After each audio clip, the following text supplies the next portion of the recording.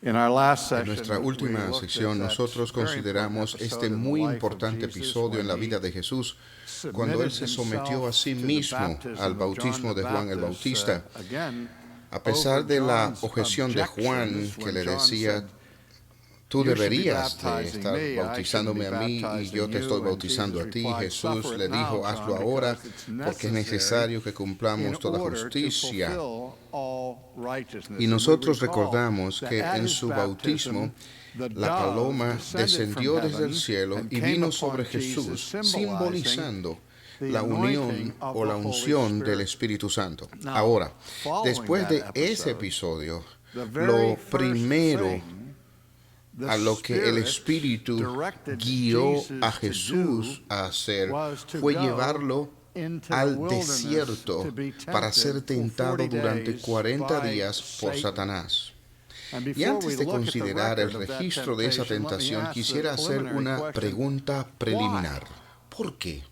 ¿Por qué el Espíritu Santo llevó a Jesús al desierto para ser objeto inclemente del asalto de Satanás? Vamos a decirlo claro. De parte de la obra esencial que Jesús fue llamado a llevar a cabo en su ministerio terrenal, fue la obra de lo que el Nuevo Testamento llama el último o el nuevo Adán, mostrando la relación que Jesús tenía con el primer Adán, que también fue sometido a una tentación por parte de Satanás. Quisiera considerar brevemente lo que Pablo dice en el 5º capítulo de su carta a los Romanos, en el versículo 12. Él dice: por lo tanto, tal como el pecado entró en el mundo por un hombre y la muerte por el pecado, así también la muerte se extendió a todos los hombres, porque todos pecaron. Pues antes de la ley había pecado en el mundo, pero el pecado no se imputa cuando no hay ley. Sin embargo, la muerte reinó desde Adán hasta Moisés, aún sobre los que no habían pecado, con una transgresión semejante a la de Adán, la cual es figura del que había de venir. Pero no sucede con la dádiva como con la transgresión, porque si por la transgresión de un hombre murieron los muchos, mucho más la gracia de Dios y el don por la gracia de un hombre, Jesucristo, abundaron para los muchos. Y dice: por si por la transgresión de uno, por este reinó la muerte, mucho más reinarán en vida por medio de uno, Jesucristo, los que reciben la abundancia de la gracia y el don de la justicia. Por la desobediencia de uno, la transgresión de uno, resultó la condenación de todos los hombres. Así, por un acto de justicia resultó la justificación de vida para todos los hombres. Vemos en esta comparación el fracaso de Adán en su prueba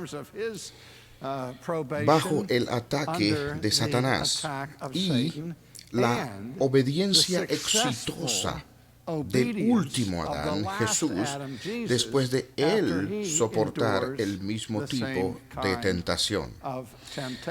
Hasta cierto grado fue el mismo tipo, pero en otras maneras los términos de la tentación de Jesús difieren radicalmente de aquellos que fueron impuestos sobre Adán. Pensemos por un momento dónde fue que la tentación ocurrió.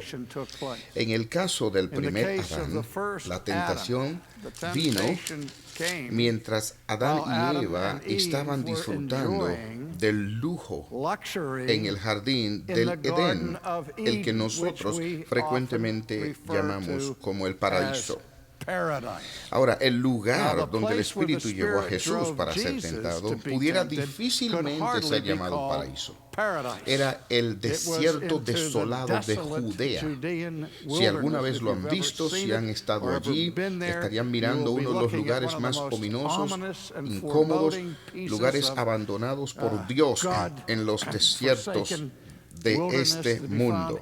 Dicen que los únicos habitantes de ese desierto eran serpientes o escorpiones Aún los animales salvajes rechazan vivir en este lugar de desolación. Así que Adán está en ese hermoso jardín y Jesús está en el desierto de Judea. ¿Qué más es diferente? Bueno, cuando Adán es expuesto a la tentación de la serpiente, está en la compañía de su esposa, la que le fue dada como una creación especial para él, como su ayuda idónea. Pero cuando Jesús es llevado al desierto, él está en absoluta soledad. Sabemos que la soledad es lo que recibe la primera maldición de Dios en la creación. Luego de haber creado todo, pronunció que todo lo que había hecho era bueno, y lo primero que dijo, no es bueno, no es bueno que el hombre esté solo. Cuando se van a atormentar a los criminales o prisioneros de guerra, nos encontramos que siempre los llevan a un tipo de confinamiento en solitaria, donde son cortados de cualquier tipo de interacción y amistad humana. Así que vemos que Jesús es llevado hacia el desierto para enfrentar esta tentación del infierno, completamente solo. Cuando Adán fue tentado, podemos decir que fue tentado en lo que puede ser descrito como un restaurante gourmet, porque allí en el jugoso ambiente en que estaba Adán había de todo tipo de frutas y árboles maravillosos, frutas maravillosas para comer que le fueron dadas a Adán y a Eva para que pudieran tomar libremente de cualquiera de estos árboles para disfrutar y satisfacer su hambre. La prueba de Jesús viene en el contexto de un ayuno en el cual no había podido comer nada durante 40 días. Así, el primer Adán fue tentado cuando su estómago estaba lleno, pero el nuevo Adán fue tentado cuando estaba literalmente hambriento. Así que vemos una diferencia radical. Una diferencia más que pudiera señalar aquí es, cuando Adán fue tentado, no había una práctica acostumbrada del pecado. El pecado era desconocido antes de que Adán y Eva lo cometieran. Pero cuando Jesús es probado, no hay nada más común establecido en su mundo que la presencia del pecado. Y alguno dirá, ¿y qué?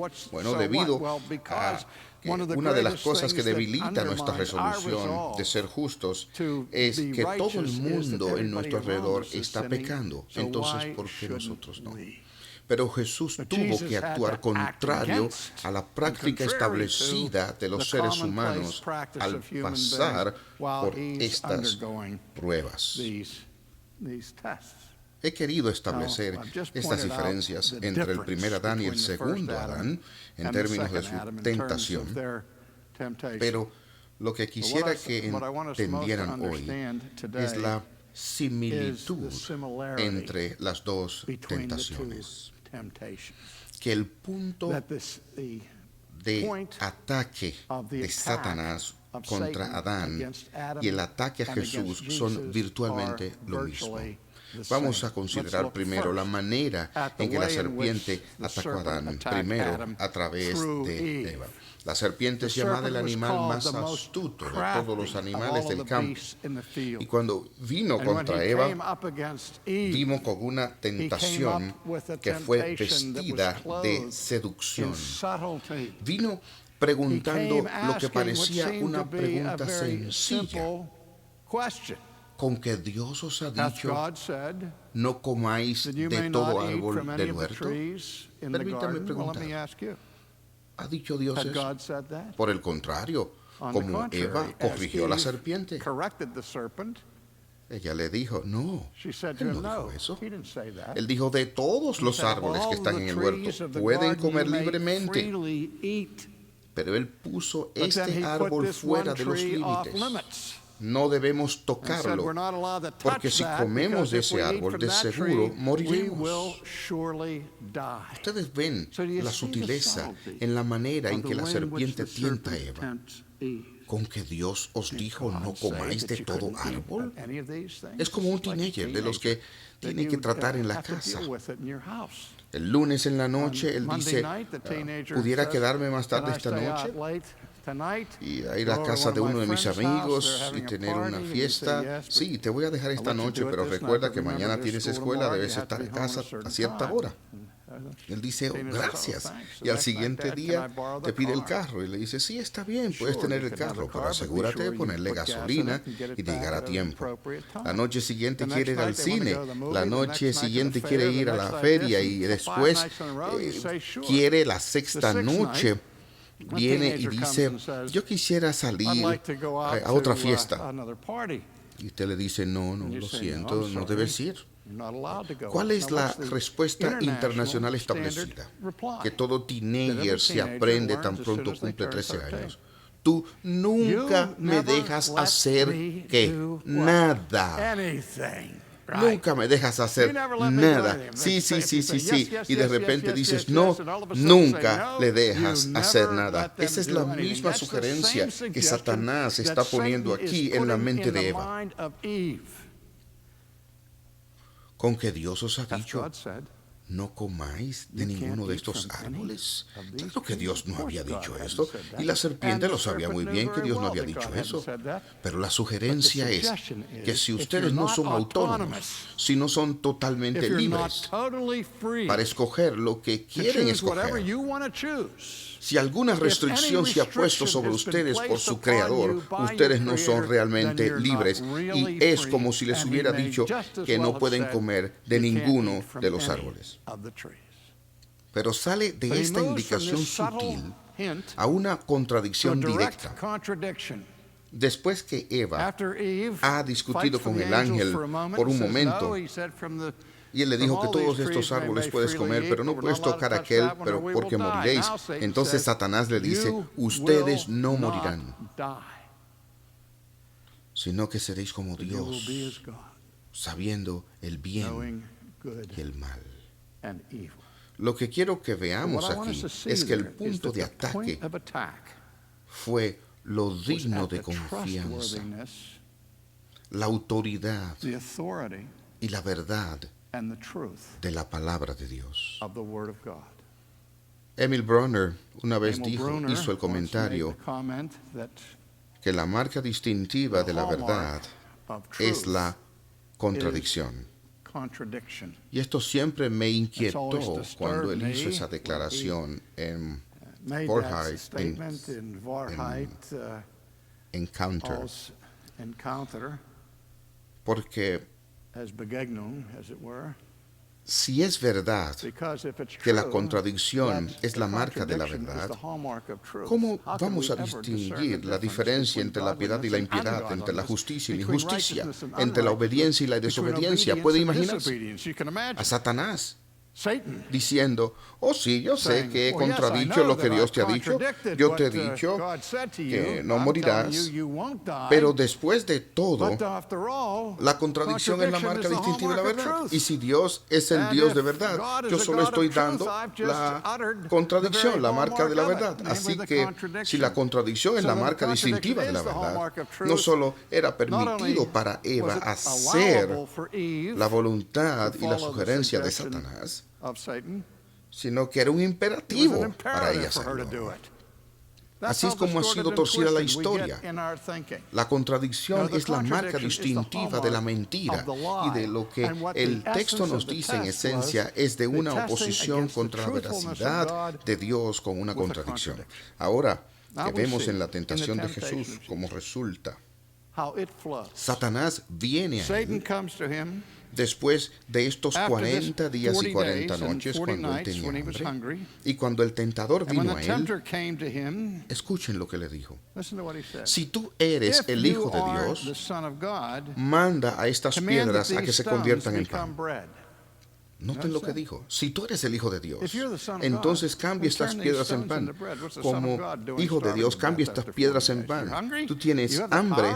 tienes poder, cambia estas piedras en pan. Ahora recuerden las últimas palabras que Jesús había escuchado antes de ir al desierto. Después que el Espíritu había descendido sobre él, luego de ser bautizado, uno de los acontecimientos muy extraños donde se nos dice que Dios habló audiblemente desde los cielos. ¿Qué fue lo que él dijo? Este es mi Hijo amado, en quien tengo complacencia. Él acababa de escuchar a su Padre públicamente desde el cielo declararle ser el Hijo de Dios. Y ahora la serpiente le dice, Hijo de Dios. Si tú eres el Hijo de Dios, siendo que tú eres el Hijo de Dios, sutilmente retándole a dudar la misma afirmación que el Padre le había hecho momentos antes, 40 días antes en realidad. ¿Y cómo Jesús respondió a la tentación? Sí, yo tengo hambre. Sí, yo soy el Hijo de Dios. Y no tengo que tener un desayuno para saber que soy el Hijo de Dios. No necesito cambiar las piedras en pan, porque, Señor Satán, la palabra de mi Padre dice, no solo de pan vivirá el hombre, sino de toda palabra que sale de la boca de mi Padre. ¿Lo pueden ver? El asunto aquí es la palabra de Dios. Y la palabra de Dios dice, Jesús a Satanás, es más importante que mi hambre. Yo paso hambre hasta la muerte antes de negar la veracidad de la palabra de mi Padre. Entonces el diablo le llevó a la ciudad santa y le puso sobre el pináculo del templo y le dijo, si eres el Hijo de Dios, échate abajo, porque escrito está, a sus ángeles mandará acerca de ti, y en sus manos te sostendrán para que no tropieces con tu pie en piedra. Bueno, Jesús, si tú vas a citarme los textos de las Escrituras, vamos a probarlos. ¿Tú crees que la Escritura no puede ser violada? ¿Tú crees que la palabra de tu Padre es verdad? Bueno, vamos a ver. Te voy a tirar desde el pináculo del templo. No tienes que preocuparte si vas a hacerte algún daño, porque la Biblia dice que tu Padre te va a cuidar, que sus ángeles te van a cargar para que no tropieces con tu pie en piedra. Por lo que si realmente tú crees que Dios es tu Padre, si realmente crees que la palabra de Dios es verdad, no tienes nada que preocuparte, salta. Jesús le dijo, obviamente tú no entiendes el primer principio de la hermenéutica, la regla cardinal de la interpretación bíblica, señor Satán, que tú no puedes poner una escritura contra otra, porque toda la escritura es coherente, porque la Biblia también dice que está escrito, no tentarás al Señor tu Dios. Y por lo tanto, si estuviera de acuerdo contigo de subir al templo y saltar desde allá, estaría poniendo a mi Padre a prueba. Y tú puedes tentarme a mí, pero yo no voy a tentar a mi Padre. Yo sé que a los ángeles se les ha dado órdenes de cuidarme. No tengo que saltar desde el templo para experimentar la verdad de eso. Para entonces Satanás estaba frustrado. Y otra vez le lleva a un monte muy alto y le muestra todos los reinos del mundo y la gloria de ellos. Mantenga eso en la mente. Todos los reinos del mundo y la gloria de ellos. Y Satanás le dice, todo esto te daré si postrado simplemente me adorares. Toda la gloria que el mundo tiene que dar, toda la autoridad, todas las monarquías, todo en este mundo te lo daré. Lo único que tienes que hacer, y nadie lo tiene que ver, es una pequeña flexión. Solo póstrate una sola vez delante de mí, todo es tuyo. Te daré este reino sin sufrimiento, sin humillación, without humiliation, sin dolor, without pain, sin crucifixión, without crucifixion. solo una Just pequeña a little inclinación genuflection, y es tuyo. and it's yours.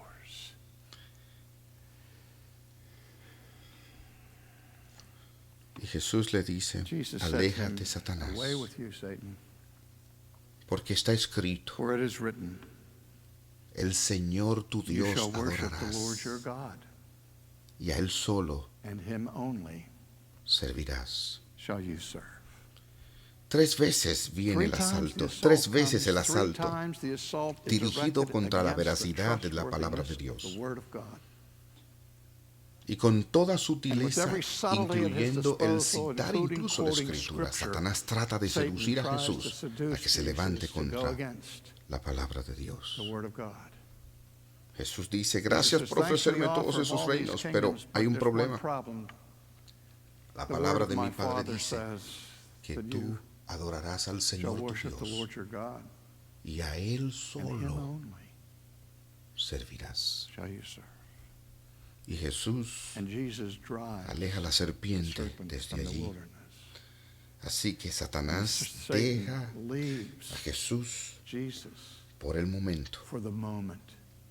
Este no es el fin. Toda su vida será experimentada por la continua obra de Satanás, viniendo contra él, tratando de llevarlo por un camino diferente. La tentación le vendría de sus mejores amigos cuando él les dijo que iría a Jerusalén a sufrir. Ellos le dijeron, Dios no lo permita. No puedes hacer eso. Cuando Pedro le dijo a Jesús la confesión en Cesarea de Filipo que no podía ir a Jerusalén a sufrir, noten lo que Jesús le dijo justo luego de llamarle la roca. Se volvió a Pedro y le dijo, Satanás, apártate de mí. Ya he escuchado ese mensaje antes. Así que Jesús obedece en todo punto durante la tentación. ¿Y qué pasa? Que tan pronto como la serpiente se va, los ángeles aparecieron y le servían a Jesús en su hambre, en su soledad, en su dolor. Ellos no llegaron allí en el último minuto como el del Calvario.